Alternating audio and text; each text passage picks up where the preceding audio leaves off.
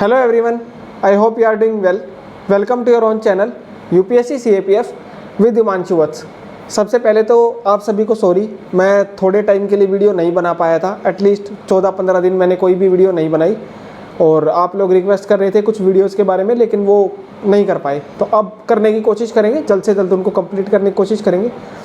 अभी रिसेंटली मैंने CAPF 2021 का इंटरव्यू दिया है, तो उसी की ट्रांसक्रिप्ट और उसका एक्सपीरियंस शेयर करने के लिए ये वीडियो जो है वो मैं बना रहा हूँ। आप लोगों के द्वारा रिक्वेस्ट किया गया था, काफ़ी सारे लोगों के द्वारा कमेंट बॉक्स पे, टेलीग्राम पे, पर्सनल मैसेजेस के अंदर कि सर एक्सपीरियंस शेयर करना, अपनी ट्रांसक्रिप्ट शेयर करना।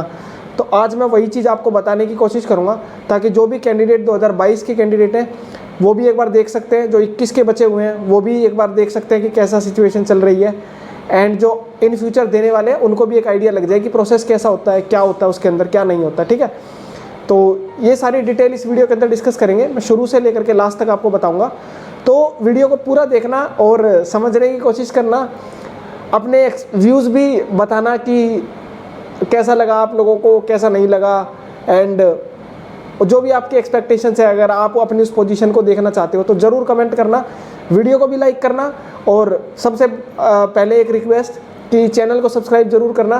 15 दिन मैंने कोई वीडियो नहीं डाली थी तो सब्सक्राइबर्स बहुत कम आए हैं, तो आप लोगों से रिक्वेस्ट है कि जो 15 दिन का कोटा है वो पूरा कराना है इस वीडियो के थ्रू। तो प्लीज़ ज़रूर से ज़रूर सब्सक्राइब करना, ज़्यादा से ज़्यादा शेयर भी करना। ठीक है, और बढ़ते अपनी वीडियो के अंदर आगे डिस्कशन करते हैं कि क्या क्या पूछा गया और कैसे कैसे मैंने जवाब जो है उनके बारे में दिए। ठीक है, तो सबसे पहले बात करें तो मेरा इंटरव्यू 17 मई को था और मॉर्निंग की शिफ्ट थी। 2 शिफ्ट होती है, एक हमारी होती है मॉर्निंग की जो कि आपका 9 बजे शुरू हो जाती है, और दूसरी शिफ्ट होती है आपकी इवनिंग की जो कि आपकी आई थिंक 2 बजे के अराउंड शुरू होती है। ठीक है, तो मॉर्निंग वाले 9 से लेकर के 1 तक चलता है और इवनिंग वाला 2 से लेकर के 5 तक चलता है। ठीक है, ये 6 भी बज जाते हैं कई बार। तो मेरा जो मॉर्निंग का शिफ्ट था, सबसे पहले हम वहाँ पहुँचे, 8 बजे तक मैं पहुँच चुका था, और फिर अपना एंट्री वेंट्री करने के बाद, फ़ोटो वोटो खिंचाने के बाद, एंट्री जब हमने की, सबसे पहले आपकी चेकिंग होती है बाहर, आपका एडमिट कार्ड वो जो भी है वो चेक देखा जाता है, आपका ID कार्ड देखा जाता है। देन उसके बाद अपना अंदर जाते हैं, उधर आपकी बैग की चेकिंग होती है, आपका सारा इलेक्ट्रॉनिक डिवाइस जो भी आपके पास है, फ़ोन, टैब, लैपटॉप, ब्लूटूथ सब या ईयरफोन वगैरह जो भी है वो सब कुछ बाहर रखवा लिया जाता है अलग से ही, एंड आपका बैग जो वो आप अपना अंदर ले जा सकते हो। ठीक है, उसके बाद आपको एक रूम के एक हॉल के अंदर बिठाया जाएगा। उस हॉल के अंदर कुछ स्टाफ होगा UPSC का जो कि आपके डॉक्यूमेंट वेरिफिकेशन कराएगा। आप वहाँ जा कर के बैठोगे, डॉक्यूमेंट वेरिफिकेशन में आपके डॉक्यूमेंट जो है वो सारे लिए जाएंगे, जो भी आपके डॉक्यूमेंट है, आपके 10th की सर्टिफिकेट, आपका 10th का सर्टिफिकेट, आपका ग्रेजुएशन का सर्टिफिकेट, आपका caste certificate, attestation form, and बाकी आपकी फ़ोटोज़ वगैरह ये सब लेके डॉक्यूमेंट वेरिफिकेशन होके लगभग मान लो आपका 10-10:15 बजे पहला इंटरव्यू शुरू होता है। ठीक है, टोटल 6 बच्चे थे, एक ही बोर्ड है, लेफ्टिनेंट जनरल राज शुक्ला सर का बोर्ड है, तो वही है, सभी के इंटरव्यू CAPF के वही ले रहे हैं। लगभग मेरे ख्याल से आज 18 तारीख है, आज तक और लेंगे क्योंकि आज के बाद फिर सिविल सर्विसेज के इंटरव्यू खत्म है, तो इसके बाद फिर अपना और बोर्ड जो है वो भी आने शुरू हो जाएंगे। ठीक है, लेफ्टिनेंट जनरल राज शुक्ला सर के साथ और बोर्ड जो है वो भी लेंगे। ठीक है, तो मेरा लेफ्टिनेंट जनरल राज शुक्ला सर का ही बोर्ड था और टोटल 6 लोग जो थे उसमें मेरा जो नंबर था वो था 4th नंबर। तो मुझे लगा था कि मेरा नंबर फर्स्ट होगा, तो फर्स्ट नहीं था लेकिन 4th नंबर था। अब इंटरव्यू पहला मैंने आपको बताया 10:15 के अराउंड शुरू हुआ। पहले बंदे ने इंटरव्यू दे दिया, दूसरे ने दे दिया, तीसरे ने दे दिया। जब मेरी बारी आई 4th नंबर की, मुझे लगभग 11:20 के अराउंड जो पर्सन है वो लेने के लिए आते हैं कि आपका नंबर आ गया है, तो ले जाएंगे आपको लेफ्टिनेंट जनरल जो राज शुक्ला सर का बोर्ड है उसके रूम के बाहर आपको बिठा दिया जाएगा 3 या 4 मिनट के लिए, जब तक अंदर जो कैंडिडेट है वो बाहर नहीं आ जाता। और जब वो अंदर वाला कैंडिडेट बाहर निकलता है उसके 2-4 मिनट बाद आपको बुलाया जाता है। तो सबसे पहले ऐसा ही हुआ कि एक हॉर्न, एक क्या बोलते हैं, रिंग बजती है और उसके बाद मुझे अंदर बुलाया जाता है। तो गेट खोलता हूँ मैं, और या शायद वही जो पर्सन जो मुझे लेने आए थे वही गेट खोलते हैं। तो मैं पूछता हूँ मे आई कम इन सर, तो वो बोलते हैं यस कम इन। तो मैं उनको थैंक यू बोल के और अंदर जाता हूँ, गुड मॉर्निंग विश करता हूँ सबको और अपना चेयर पे बैठ जाता हूँ। उन्होंने बोला बैठ जाओ तो मैं बैठ जाता हूँ थैंक यू बोलते हुए। अब इंटरव्यू की शुरुआत के बारे में बात करते हैं कि क्या क्या मुझसे पूछा गया। ठीक है, तो सबसे पहले जो मेरा डैफ है राज शुक्ला सर के हाथ में, और बाकी सारे टोटल 4 मेंबर्स होते हैं। एक राज शुक्ला सर यहाँ बैठे हुए बिल्कुल सेंटर में, 2 मेंबर इधर की तरफ बैठे हुए, 1 मेंबर इधर बैठा हुआ है। ठीक है, चारों के हाथ में मेरा DAF था और देख रहे थे एक एक करके कि क्या है क्या नहीं है इसके अंदर। तो सबसे पहले राज शुक्ला सर ने मुझसे पूछा कि योर नेम इज़ हिमांशु वत्स, तो मैंने कहा यस सर। फिर उसके बाद वो पूछते हैं यू प्ले, मेरी एक हॉबी थी उसमें कहीं क्रिकेट का मेंशन था, गली क्रिकेट का मेंशन था, तो उन्होंने वो वर्ड पकड़ा गली क्रिकेट, और गली क्रिकेट के ऊपर मुझसे कई सारे सवाल पूछते कि गली क्रिकेट क्या होता है, इंटरनेशनल और गली क्रिकेट में क्या डिफरेंस है, क्या क्या रूल्स होते हैं गली क्रिकेट के अंदर। तो मैंने वही जो अपने कन्वीनियंस के हिसाब से हम लोकल रूल्स बनाते हैं, जैसे किसी बॉलर को, बैट्समैन को 2 बार बॉल लग गई तो भी आउट हो गया, किसी के घर में चली गई तो आउट हो गया, तो इसी तरह से मैंने उनको जवाब दिया, बिल्कुल नॉर्मल। ऐसा नहीं कि बहुत हाईफाई लैंग्वेज में मैं बात कर रहा हूँ उनसे या बहुत हाईफाई तरह के वर्ड्स यूज़ कर रहा हूँ, नॉर्मल जो मैं सिंपल आपसे अभी बात कर रहा हूँ वही, कि सर किसी के घर में बॉल चली गई तो आउट है, इस तरह के। तो वो बोलते फिर ऐसे 6 और 4 कैसे डिसाइड करोगे, तो किसी घर की बाउंड्री को डिसाइड कर लेंगे, दीवार को डिसाइड कर लेंगे कि ये 6 और 4 है। इस तरह से मेरी बातचीत उनके साथ हुई, और मोर और लेस वो कन्वर्सेशन ज़्यादा थी, इंटरव्यू तो खैर नहीं था उसमें। फिर सर पूछने लगे कि ऐसे तो डिफेंस वाले प्लेयर जो है वो क्रिएट होंगे, बड़े प्लेयर्स तो क्रिएट ही नहीं होंगे। फिर उन्होंने 2-3 प्लेयर्स के नाम बताए कि आपने इनके बारे में सुना है, तो एक के बारे में मैंने नहीं सुना था, मैंने कहा सॉरी सर नहीं सुना। एक के बारे में सुना था, मैंने बोला यस सर सुना है। तो वो खुद थोड़ा ज्ञान भी देने लगे, मतलब वो बताने लगे कि ऐसा ऐसा, वो उनकी एक अच्छी चीज़ है कि वो साथ ही साथ आपको बताते भी हैं और नॉलेज मतलब आप अपनी शेयर करते हैं। तो मैंने उसके लिए उनको थैंक यू बोला, थैंक यू सर। और फिर थोड़ी बहुत बात धोनी के बारे में हुई कि धोनी कैसे इतने आगे तक पहुँचे, कहाँ से उन्होंने शुरुआत करी थी, थोड़ी बहुत ये बातें हुई। फिर उसके बाद उन्होंने क्रिकेट को एज ए मेटाफर लिया कि क्रिकेट इज़ अ मेटाफर, ये चेंज का मेटाफर है, चेंज को रिप्रेजेंट करता है कि पहले हम टुक टुक टुक टुक करके खेलते थे, आज हम हेलीकॉप्टर शॉट खेलते हैं। तो क्या चेंजेस आए, क्यों चेंजेस आए, क्रिकेट में इतना क्यों है, दूसरे स्पोर्ट्स में इतना क्यों नहीं है, ठीक है। तो वो सारी बातचीत हुई। उसके बाद राज शुक्ला सर ने ये छोड़ दिया है टॉपिक और नेक्स्ट मेंबर को शिफ्ट कर दिया। मतलब राज शुक्ला सर ने सिर्फ एक ही टॉपिक के ऊपर मुझसे सवाल पूछे और कोई उन्होंने टॉपिक नहीं डिस्कस किया। और ये मुझे भी लगा कि यार ये तो गड़बड़ हो गई है कि सिर्फ एक ही टॉपिक पूछा, एक से ज़्यादा होना चाहिए था, तभी तो मतलब डाइवर्सिटी तभी तो आती है और तभी अच्छा लगता है कि यार इंटरव्यू ज़्यादा हुआ। देखो मैं बताता हूँ, मेरा इंटरव्यू जहाँ तक मेरा हिसाब है बहुत ज़्यादा बड़ा नहीं था, छोटा ही था, 20 या 22 मिनट के राउंड का होगा। बाकी एग्जैक्टली टाइम का पता नहीं चलता, हो सकता 25 या 28 मिनट का भी हो। और इन जनरल जो CAPF के इंटरव्यू है वो 25 से 30 मिनट के ही होते हैं, ठीक है। देन फर्स्ट मेंबर की बारी आई। तो टोटल मैंने आपको बताया 4 मेंबर्स हैं, एक तो चेयरमैन है, बाकी मेंबर 1, मेंबर 2, मेंबर 3। तो अभी मेंबर 1 की बारी आती है। अब सिंस मैं दिल्ली का हूँ तो उन्होंने मुझसे दिल्ली के बारे में पूछा कि दिल्ली के अंदर ऐसे मल्टीपल सिस्टम्स हैं, एक जगह सेंट्रल गवर्नमेंट है, एक जगह आपकी स्टेट गवर्नमेंट है, एक जगह आपकी म्यूनिसिपैलिटी है, तो ये डिफरेंसेस हैं। तो हमें इस डिफरेंसेस को ख़त्म करना चाहिए कि नहीं करना चाहिए, क्या इनकी जगह हम नॉमिनेटेड मेंबर्स ला सकते हैं, नॉमिनेटेड मेंबर ज़्यादा बेटर रहेंगे। तो मैंने वहाँ पे बात की सर के साथ कि सर इलेक्शंस हमारा डेमोक्रेसी का पार्ट है और फ्री एंड फेयर इलेक्शंस होने चाहिए। तो इलेक्टेड मेंबर्स लोगों के एस्पिरेशंस को रिप्रेजेंट करते हैं, उनकी चीज़ों को रिप्रेजेंट करते हैं कि क्या उनकी डिमांड्स है, क्या उनकी रिस्पॉन्सिबिलिटीज़ है। तो वो सारी चीज़ें हुई। फिर भी उन्होंने बोला कि नहीं हटा देना चाहिए ये। फिर मैंने बताया कि सर नॉमिनेटेड मेंबर जो होंगे उसमें पॉलिटिकल इंटरफेरेंस काफ़ी होगा, मनी के हिसाब से ज़्यादा काम किया जाएगा रेदर देन लोगों की एस्पिरेशंस। तो ये वाला डिस्कशन हुआ। फिर उसके बाद अगला उन्होंने पूछा कि आपको कहाँ कहाँ ज़रूरत पड़ी है दिल्ली गवर्नमेंट की, मुझे 5 ऐसे इंसिडेंट्स बताओ जहाँ पे आपको दिल्ली गवर्नमेंट की ज़रूरत पड़ी है। तो मैंने उनको पब्लिक डिस्ट्रीब्यूशन सिस्टम के बारे में बताया।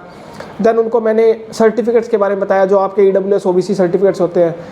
तो देन उसके बाद मैंने उनको स्कूल्स के बारे में बताया। फिर वो बोलते हैं कि प्राइवेट स्कूल्स तो बहुत अच्छा कर रहे हैं। मैं कहा यस बिल्कुल कर रहे हैं, लेकिन गवर्नमेंट एक ऐसा सेक्टर है, एजुकेशन एक ऐसा सेक्टर है जिसमें गवर्नमेंट को कॉन्स्टेंटली अपना काम करते रहना चाहिए, ज़्यादा से ज़्यादा एफर्ट्स लगाने चाहिए।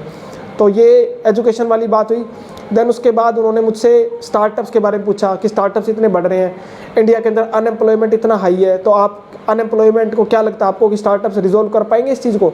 तो मैंने कहा कि सर यस बिल्कुल, स्टार्टअप काफ़ी सारी जॉब जो है वो क्रिएट कर रहे हैं। गवर्नमेंट सेक्टर इतना कैपेबल नहीं है कि वो सारे लोगों को, अनएम्प्लॉयड को, सबको जॉब दे सके, तो प्राइवेट सेक्टर की हमें कहीं ना कहीं ज़रूरत है। तो ये बात हुई। देन उसके बाद डिफेक्शन के बारे में बात हुई कि डिफेक्शन क्या होता है, ठीक है, डिफेक्शन, एंटी डिफेक्शन वाली बात हुई।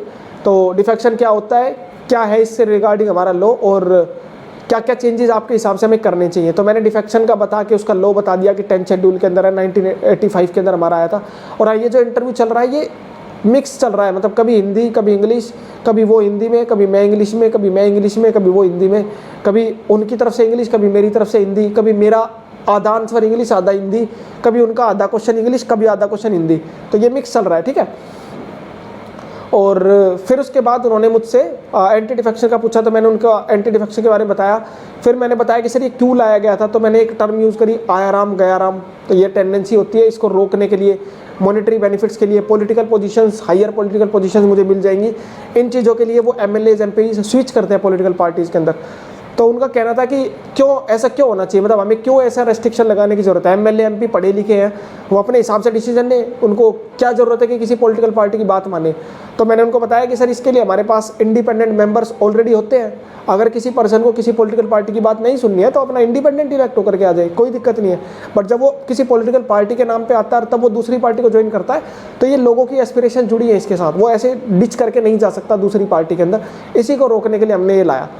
देन उसके बाद बोलते हैं सजेशंस की क्या चेंजेस करोगे, तो मैंने उनको वो 2/3 जो स्प्लिट और मर्जर जो आपने पढ़ा है उसको चेंज करने के बारे में बताया। देन उसके साथ साथ मैंने उनको बताया कि सर एक और कमी है कि स्पीकर के पास कोई टाइम लिमिट नहीं होती, तो एक टाइम लिमिट ला दी जाए कि इतने टाइम बाद डिसीजन लिया जाएगा, अदरवाइज जो है काफ़ी डिले हो जाता है प्रोसेस के अंदर। तो ये सारी बातचीत हुई। देन उसके बाद अगला मेंबर जो है मेंबर 2 उनके पास मेरा पहुंचा, मुझसे सबसे पहले पूछा कि आपका नाम हिमांशु वत्स है, मैं कहा यस सर। तो उन्होंने पूछा हिमांशु का मीनिंग क्या है, तो मैंने बताया कि हिमांशु का मीनिंग जो है वो मून होता है। फिर वो बोलते हैं कि नहीं मून कैसे हुआ, मून तो नहीं हुआ, आप संधि विच्छेद करके बताओ। तो मैंने वो संधि विच्छेद करके बताया, तो हिम प्लस अंशु करके मैंने उनको बताया, तो बताया कि ये ऐसे ऐसे होता है, इसका मीनिंग ये भी होता है। तो बोलते तो ये मून तो नहीं बना, तो मैंने कहा सर सॉरी इस बारे में मुझे इतनी नॉलेज है। फिर वो आगे पूछते हैं कि आपने स्टार्टअप्स वगैरह के बारे में बताया, तो अभी आप मुझे बताओ प्राइवेट वगैरह के अंदर ये वो, तो मैंने बोला कि सर काफ़ी अपॉर्चुनिटीज़ भी हैं उधर भी।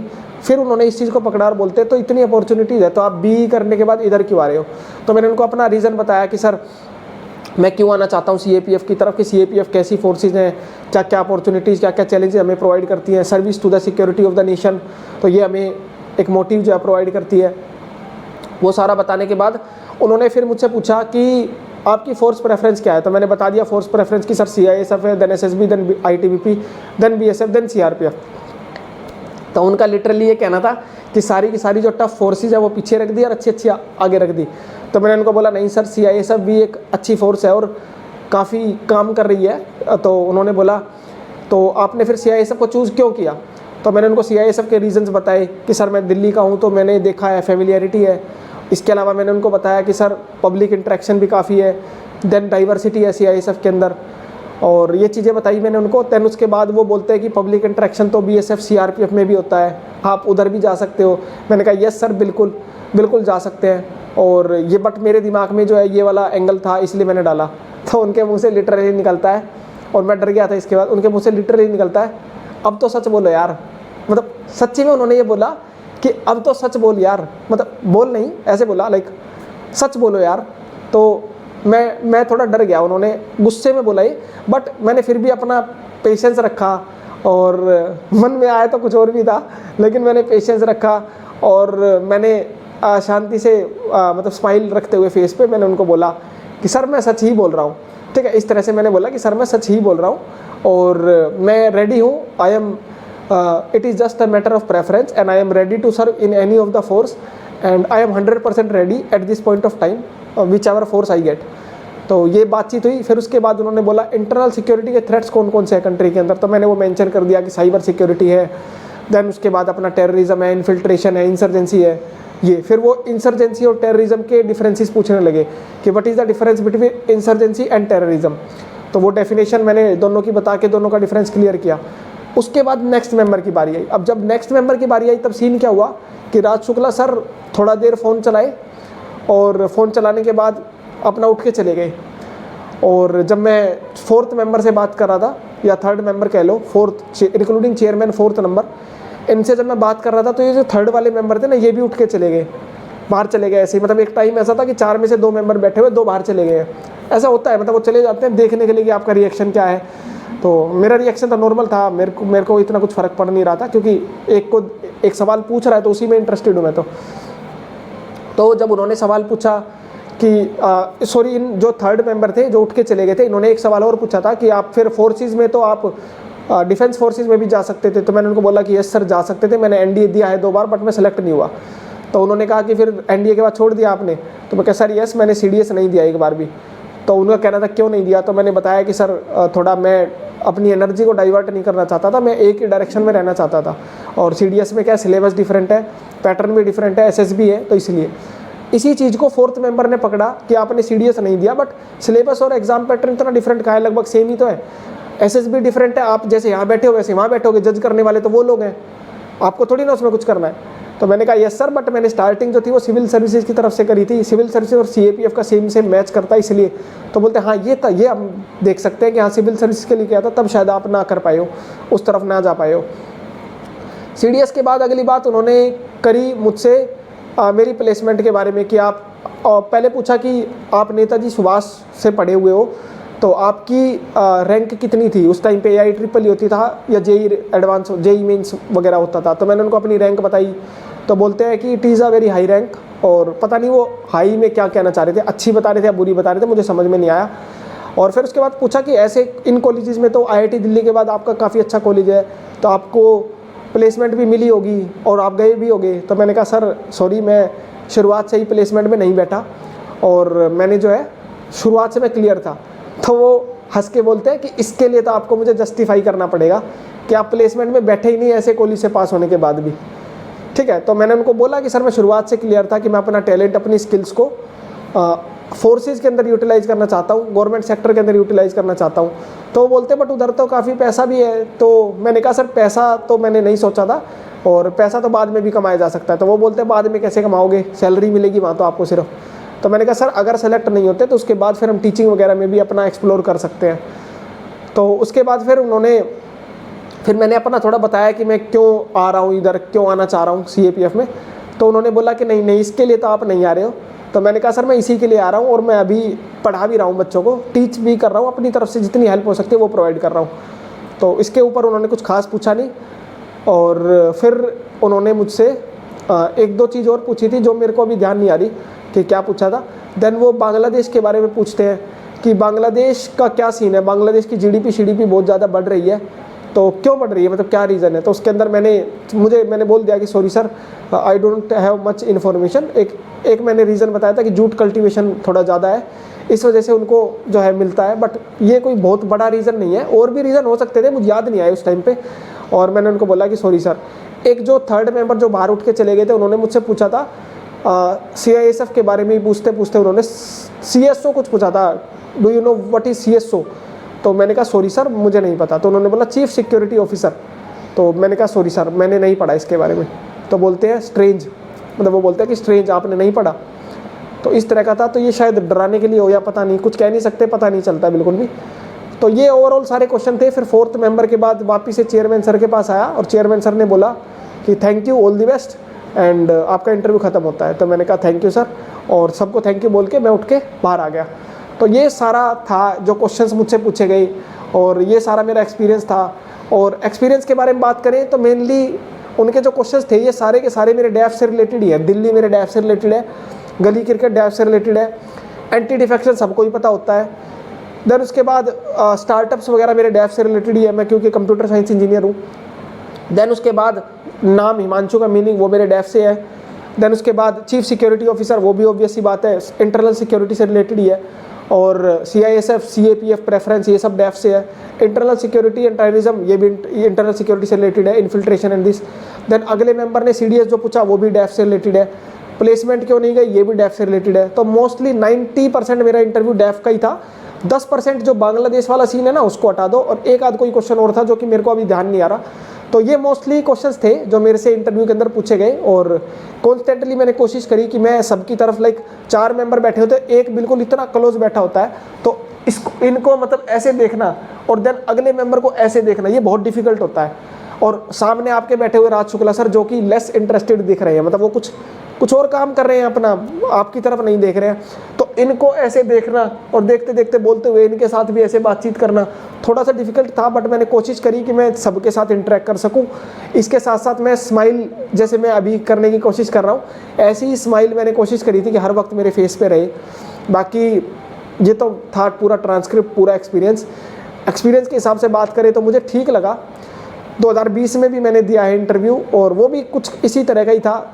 ये शायद थोड़ा सा पता नहीं, उस टाइम जब मैं बाहर निकला था तब मुझे ज़्यादा बेटर नहीं लग रहा था, लेकिन जब मैंने और दोस्तों के साथ बात करी, अपने कुछ सीनियर से बात करी, तो उनका कहना है कि ठीक हुआ है। बाकी देखते हैं क्या है क्या नहीं है, क्या मार्क्स मिलते हैं क्या मार्क्स नहीं मिलते हैं, ये सब तो किसी के हाथ में नहीं, किसी को पता नहीं है।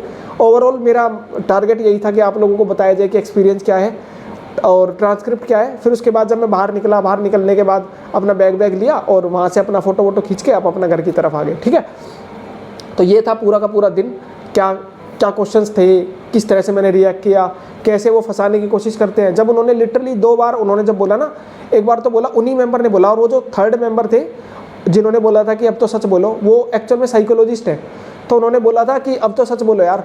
तो एक तो ये इसने मेरे को परेशान किया, और एक उन्होंने जब बोला था CSO मैंने नहीं बताया, तो वो बोलते स्ट्रेंज। ये 2 चीज़ें जो मुझे लगी जो कि गड़बड़ थी, बाकी सब ठीक ही था। बांग्लादेश वाले पे मैं ज़्यादा बता नहीं पाया, क्योंकि ऑब्वियस ही बात है इंडिया और बांग्लादेश के बारे में लोग ने ये पढ़ के जाते हैं। बांग्लादेश न्यूज़ में भी तो नहीं था अभी, चाइना था, रशिया था, पाकिस्तान था। अब कोई ये पूछे पाकिस्तान क्यों गिर रहा है, तो ये हम बता सकते हैं। कोई ये पूछे चाइना इतना क्यों उठ रहा है, वो हम बता सकते हैं। अब बांग्लादेश क्यों उठ रहा है मेरे को नहीं ध्यान था इसके बारे में। तो ये सारा क्वेश्चंस और सारी ट्रांसक्रिप्ट थी। बाकी आप लोग बताना आपको कैसा लगा, ठीक था ठीक नहीं था, मैंने क्या जवाब दिए थे, आपको कैसे लगे, और बेटर कुछ हो सकता तो जो आपका सजेशन हो दे देना, कोई दिक्कत नहीं है, मैं सब देखूंगा। और इसके साथ साथ आपका कोई भी डाउट हो किसी चीज़ के बारे में वो पूछ लेना, ठीक है। और हाँ, डॉक्यूमेंट के बारे में बात करें, अगर आपका कोई सर्टिफिकेट मिसिंग है, आप नहीं लाए, तो उसके लिए आपको टाइम दिया जाएगा कि इतने टाइम के अंदर अंदर आप अपना या तो दे जाओ यहाँ पे आके, या स्पीड पोस्ट करा दो, ठीक है। और कोई नाम वगैरह में मिस्टेक है तो उसके लिए एफिडेविट लगता है, आप ले करके गए हो तो ठीक है, नहीं ले करके गए हो तो बनवा के भिजवा देना। ऐसा कोई डरने की जरूरत नहीं है कि अगर मेरे पास ये सर्टिफिकेट नहीं है तो क्या होगा, कुछ नहीं, प्रोविजनल कैटेगरी में डाल देंगे। जब वो सर्टिफिकेट आप ला के दे दोगे, आपका जनरल जो मतलब जो प्रोविजनल है वो क्लियर हो जाएगा, ठीक है। तो ये पंगा है, और इसके अलावा कुछ नहीं। बाकी इंटरव्यू ऐसा ही था, थोड़ा सा अनएक्सपेक्टेड भी कहूँगा, इसलिए कहूँगा क्योंकि जो पढ़ा था ना, जिस तरीके से पढ़ा था, like Manipur violence, wrestlers protest, Kerala story, मेरी हॉबीज़ में मूवी था तो केरला स्टोरी, मुझे लगा था ये पूछेंगे, बट कुछ भी नहीं आया और थोड़ा अलग था। बाकी फिर वो कुछ भी इसलिए नहीं आया क्योंकि 20-22 मिनट के अंदर उनको आपकी पर्सनैलिटी देखनी है। आप उनके पास कोई पूरा दिन थोड़ी है, आपके डैप में इतने सारे टॉपिक्स हैं, इतने सारे क्वेश्चंस बन सकते हैं कि आप घंटों घंटों उसके ऊपर बात कर सकते हो, लेकिन उनके पास तो सिर्फ 20 मिनट है ना, तो 20-22 मिनट के अंदर आपको सब कुछ देखना उनको।